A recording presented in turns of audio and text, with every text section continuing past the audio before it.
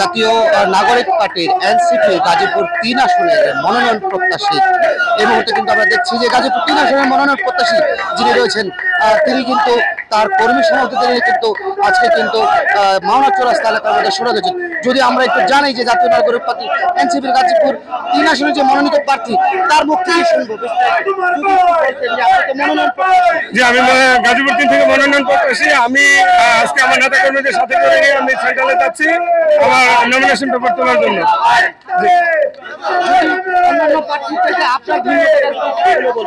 আসলে এখানে আমি ছোট থেকে এই শহরে বড় হয়েছি, এই শহরের মানুষের সাথে আমার কাজ করার অভিজ্ঞতা আছে।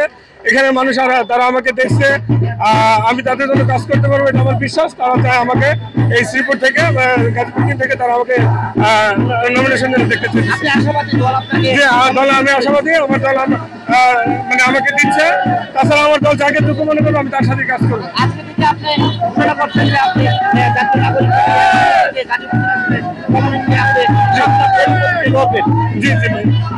শুনছিলেন যে গাজীপুর 3 আসনের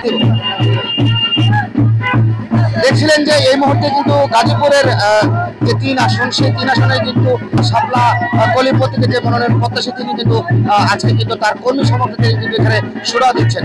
এই ছিল গাজীপুর শ্রীপুর থেকে আমার কাছে সর্বশেষ তথ্য। রমজান আলী রুবেল শ্রীপুর।